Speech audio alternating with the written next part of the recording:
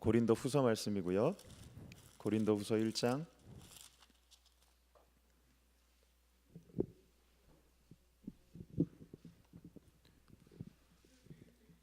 1절에서 4절까지만 읽도록 하겠습니다. 고린도 후서 1장은 신약성경 286페이지쯤에 있습니다. 1절에서 4절까지의 말씀인데요.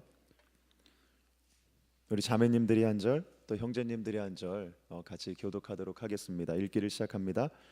하나님의 뜻으로 말미암아 그리스도 예수의 사도된 바울과 형제 디모데는 고린도에 있는 하나님의 교회와 또 온 아가야에 있는 모든 성도에게 하나님 우리 아버지와 주 예수 그리스도로부터 은혜와 평강이 있기를 원하노라. 찬송하리로다. 그는 우리 주 예수 그리스도의 하나님이시요 자비의 아버지시요 모든 위로의 하나님이시며 우리의 모든 환난 중에서 우리를 위로하사 우리로 하여금 하나님께 받는 위로로서 모든 환난 중에 있는 자들을 능히 위로하게 하시는 이시로다. 아멘. 기도하겠습니다. 참 좋으신 주님 감사합니다. 또 이 금요일 저녁에 주님 앞에 또 예배하러 나오게 하시니 감사합니다. 하나님 오늘도 저희들의 마음을 쏟게 하시고 아버지 저희들에게 심령이 갈급하여 하나님 이 시간 주님을 찾는 복된 시간 될 수 있도록 아버지 도와주시옵소서. 아버지 이 시간 특별히 말씀을 통하여서 말씀하시는 그 살아계신 주님을 아버지 저희들이 만나며 체험할 수 있도록 도와주시옵소서. 이 시간 주여 성령께서 역사하여 주셔서 하나님 저희들의 마음이 주님의 말씀 앞에 다시 한번 새히 먹고 회복되는 귀한 은혜의 시간 되게 도와주시옵소서. 감사하며 예수 그리스도의 이름으로 기도드립니다. 아멘. 오늘은 위로하시는 하나님이라고 하는 제목으로 같이 말씀 나누도록 할 텐데요. 우리 이제 앞뒤 좌우에 있는 분들 보시면서 이렇게 인사하시겠습니다. 힘내세요라고 한번 인사해 주세요.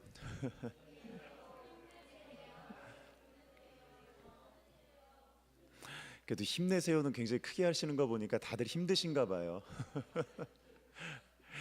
제가 지나간 한 주간 동안 가장 많이 썼던 말이 뭘까 이렇게 생각해 보니까 그 썼던 말들 중에 그 하나가 바로 힘내세요였어요. 여러분들 언제 힘내세요라는 말을 쓰지요?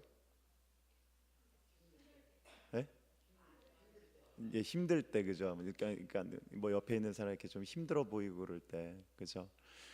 제가 이 말을 많이 썼던 이유는 무엇이냐면 여러분들도 잘 아시겠지만 지난 주일날 정말 해괴망측한 그러한 일기로 인해서 정말 많은 분들 정말 그 여러 많은 고통을 당하셨는데요.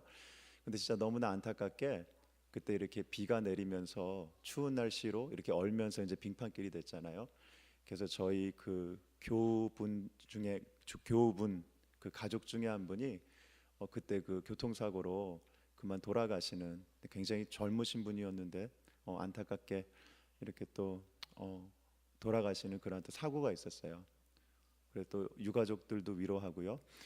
그리고 또 여러분들 잘 아시다시피 저희 지금 그 어디죠? 그 엣지워러에 있는 아발론 그 400세가 이렇게 타버렸는데, 근데 거기에 저희 그 성도님들 세 가정이 계세요.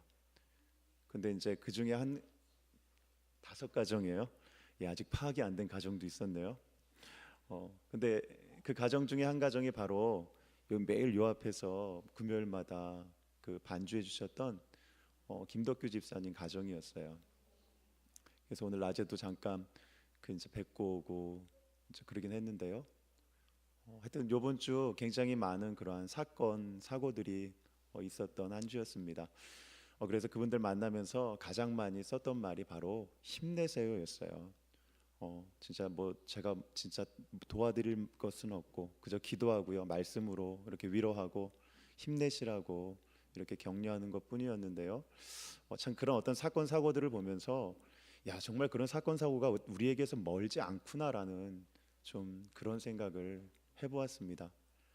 그러면서 정말 야 이 사건도 많고 사고도 많은 이 땅을 살아가는 우리들에게 정말 필요한 것이 뭘까라는 좀 그런 생각을 했는데요.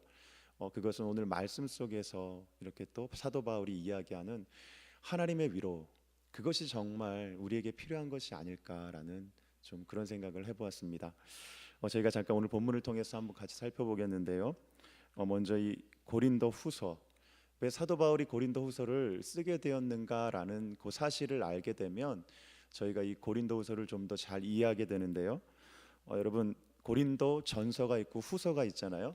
그죠? 그 바울이 두 통의 편지를 썼다고 생각을 하는데, 근데 사실은 바울이 조금 더 썼어요. 그래서 원래는 네 통의 편지를 썼고요.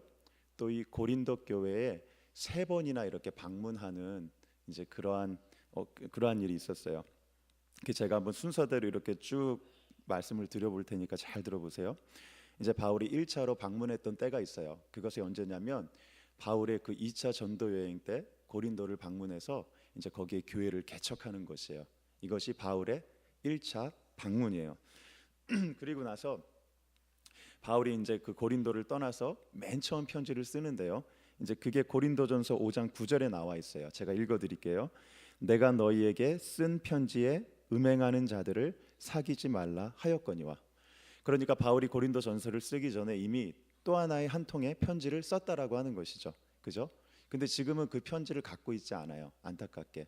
어쨌든 그리고 나서 바울이 두 번째 편지를 이제 보내게 되는데 그것이 바로 고린도 전서예요. 그래서 에베소에서 이렇게 3년간 사역할 때 이 디모데를 통해서 이제 보내는 거죠. 그런데 이 고린도전서가 도착할 때쯤에 이 고린도 교회에 거짓 교사들이 나타나게 되거든요. 그래서 이제 그 사람들이 뭐라고 이야기하냐면 바울을 비방하는 거예요.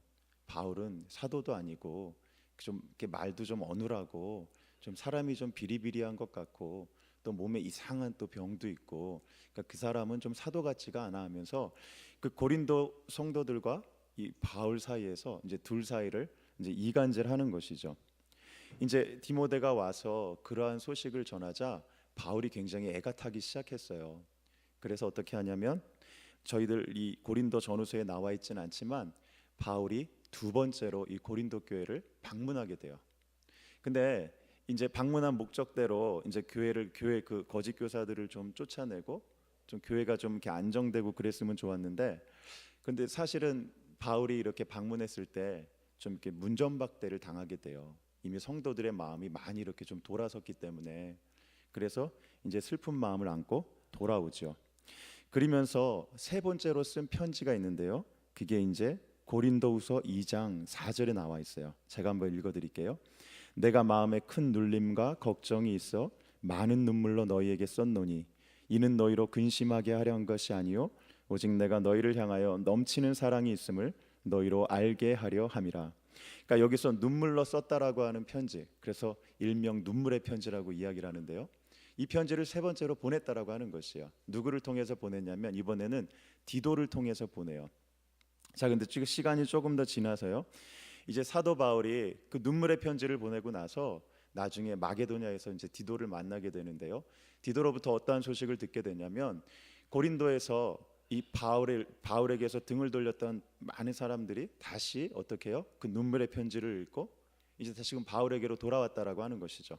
그들이 회개하고 야, 우리가 정말 잘못했구나, 우리가 정말 속았었구나라고 이렇게 생각을 하고 다시 바울에게 돌아왔다라고 하는 기쁜 소식을 전했다라고 하는 것이에요. 그러자 이제 바울이 이 고린도 후서, 지금 이제 저희가 읽은 이 편지를 다시 이제 보내는 것이에요. 성도들이 그렇게 마음을 바꾸고 다시 자신의 말을 듣는 것에 대한 어떤 감사의 내용도 있고요.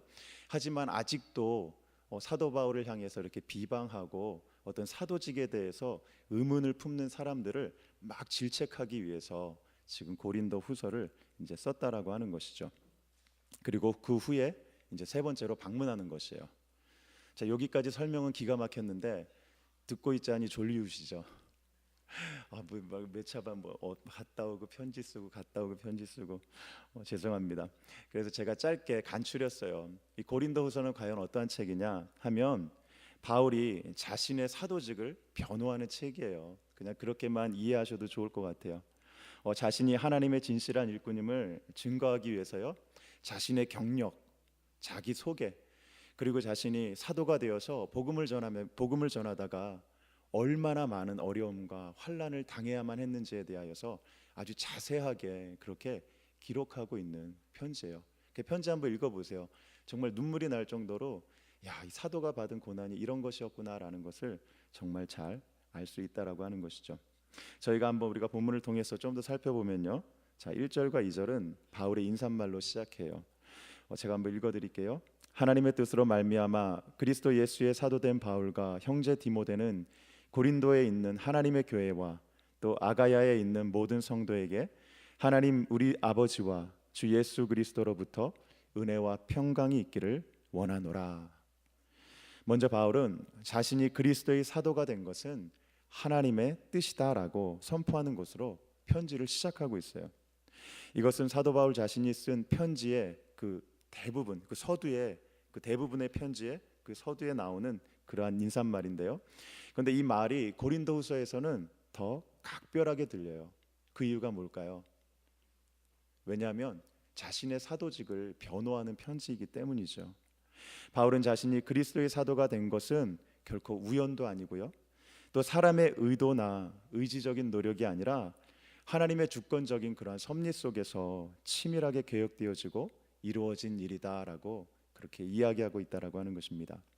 그리고 그가 인사하는 대상은 하나님의 교회, 즉 고린도에 있는 하나님의 교회와 또 온 아가야에 있는 모든 성도들이었어요. 여기서 이제 아가야는 이제 이렇게 뉴저지로 이야기하면 어떤 뉴저지라고 하는 스테이트처럼 큰 어떤 그런 지역을 이야기하고요. 고린도는 그 안에 있는 도시였어요. 그러니까 고린도에 있는 하나님의 교회와 또 온 아가야 지방에 있는 그 스테이트에 있는 모든 성도들에게 문안하는 것이에요. 그러니까 정말 아주 구체적인 그러한 대상에게 인사하고 있다라고 하는 것이죠. 그리고 그가 전하는 인사말의 핵심은 하나님과 예수 그리스도로부터 오는 은혜와 평강이라고 하는 것이에요. 여러분 한번 생각해 보세요. 바울은 지금 휴양지에 있는 것이 아니에요. 정말 선글라스 끼고 어디 모래사장, 백사장에 누워서 야, 정말 너희들에게 하나님의 은혜와 평강이 있기를 내가 원한다라고 그렇게 쓰는 것이 아니었다라고 하는 것이죠. 정말 전선의 최전방에서 치열한 전투를 치르면서 전하는 인사가 하나님의 은혜와 평강이었다라고 하는 것이에요. 밖으로는 유대인들이 바울을 죽이려고 공격하지요. 또 안으로는 아직도 자신의 사도직에 이렇게 의문을 품으면서 이 성도들이 이렇게 의심의 눈초리로 쳐다보고 있다라고 하는 것이에요. 바로 그러한 상황에서 정말 이 땅을 사는 그러한 그가 정말 이 땅을 사는 성도들에게 전하는 인사말이 은혜와 평강이다라고 하는 것입니다. 사건 사고도 많은 이 땅에서 그냥 덕담으로서가 아니라요. 정말 십자가의 죽으심으로 정말 우리 인생의 모든 그러한 죽음의 문제, 정말 절망의 문제, 어떤 그런 여러 가지 정말 사고, 사건, 그것을 통하여서 낙심할 수 있는 우리 모든 인생의 문제 가운데 정말 십자가에서 피 흘리심으로써 그 모든 것들을 이렇게 이기고 승리하신 그 예수 그리스도의 은혜, 그리고 세상에 알지 못하는 그러한 평강으로 이렇게 축복하는 말이 바로 지금 사도 바울이 고린도 교회에 전하고 있는 그러한 인사말이었다라고 하는 것입니다. 성도 여러분, 저와 여러분은 우연히 하나님의 자녀가 된 것이 아닙니다. 창세전부터 계획하신 하나님의 뜻 안에서 주님의 자녀가 되었고요. 또 뉴저지 장로교회 성도로 혹은 뭐 다른 교회에서 오셨다면 그 교회의 어떤 그 성도로서 또 직분자로서 세워주셨다라고 하는 것이죠. 무엇을 위해서 말입니까? 바로 이곳 뉴저지에 있는 모든 하나님의 교회와 성도들에게 하나님과 그리스도로부터 오는 바로 은혜와 평강의 그러한 축복을 전하는 통로가 되기 위하여서 저희들을 세워주셨다라고 하는 것입니다. 더 나아가서는 정말 주님을 알지 못하지만 우리 지역사회에 있는 그 모든 이들에게 하나님의 그 은혜와 또 평강을 전하는 그러한 도구로 하나님께서 우리를 세우셨다라고 하는 것입니다. 여러분, 오늘날 교회마다 두드러지게 나타나는 현상이 있어요. 그것이 뭐냐면 이 개교의 주의에 따른 이기주의예요. 그러니까 자신의 교회만 잘 되면 된다라고 하는 생각이 우리들의 마음속에 얼마나 많은지 모른다라고 하는 것이죠. 옆에 있는 교회야 어찌되든 깨지던 말든, 옆에 있는 교회야 싸우던 말든, 문을 닫던 말든, 우리 교회만 많은 사람들 오면 되고요, 부흥하면 되고요, 성장하면 되고요. 그것이 바로 우리가 가진 그러한 마음이라고 하는 것입니다. 하지만 우리가 믿음의 눈으로 더 넓게 본다면 이 땅에 존재하는 교회들 모두가 하나님의 교회입니다.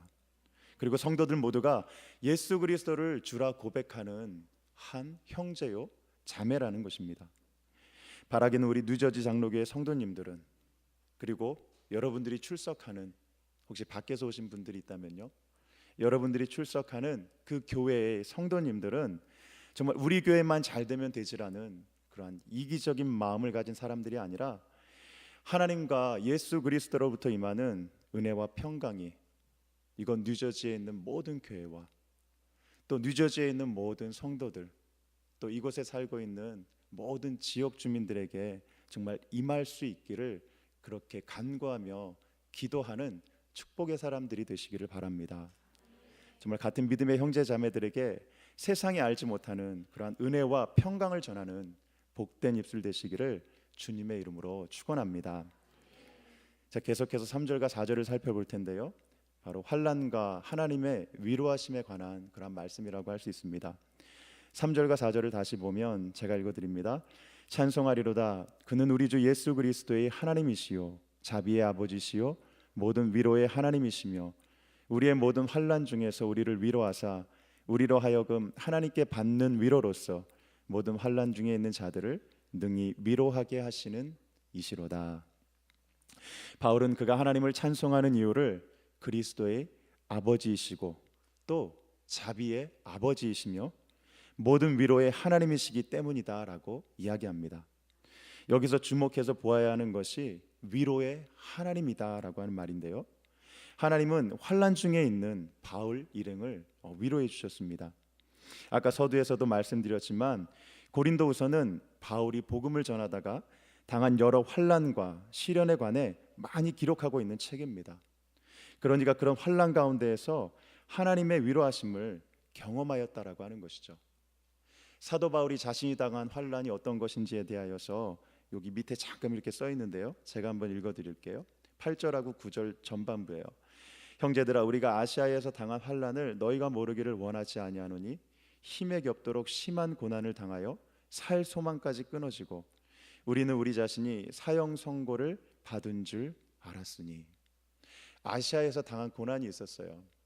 그가 유대인들에게 돌에 맞아서요 죽었었어요. 그 죽은 줄 알고 정말 성 밖에다가 내다 버렸어요, 바울을. 근데 하나님께서 그 바울을 어떻게 해요? 다시 일으키셨죠. 살리셨죠. 그리고도 계속해서 그러한 복음의 증인으로서의 삶을 살았다라고 하는 것이죠. 그리고 또 에베소에서는 어떤 일이 있었나요? 그 더메드리오라고 하는 그 은장색, 그러니까 은으로 우상을 만들던 이 사람이 폭동을 일으켰어요. 왜냐하면 바울을 죽이기 위해서. 바울이 복음 전하니까 우상이 팔리질 않는 거예요. 그러니까 그를 죽이기 위해서 어떻게 해요? 막 사람들을 선동해서 바울을 죽이는 거죠. 그 바울이 정말 너무나 두렵고 떨려서 이제 거기를 떠나가게 되는 것이에요.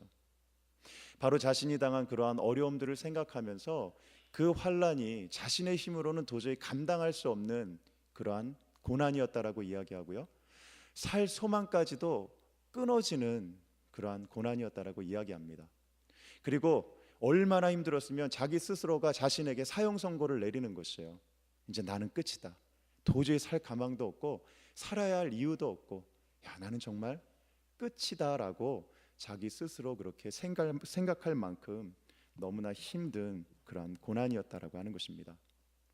그런데 그런 바울과 그 일행을 하나님께서 위로하셨다라고 말씀합니다. 성도 여러분, 하나님은 위로의 하나님이십니다. 고통과 절망 가운데 있는 성도들을 위로하여 주시는 분이십니다. 이 헬라어를 보면 보혜사라는 말과 위로라는 말이 같은 어근에서 나왔음을 알 수 있습니다. 여러분, 보혜사가 누구이죠? 예수님, 성령님. 예수님도 보혜사세요. 근데 보혜사라고 하는 말이 무슨 뜻이죠? 돕는 자, 그죠? 그리고 뭐 상담자, 또 위로자, 이제 이런 뜻도 있는 거예요. 그러니까 이 보혜사라는 말과 위로라는 말이 바로 같은 어근에서 나왔다라고 하는 것이죠.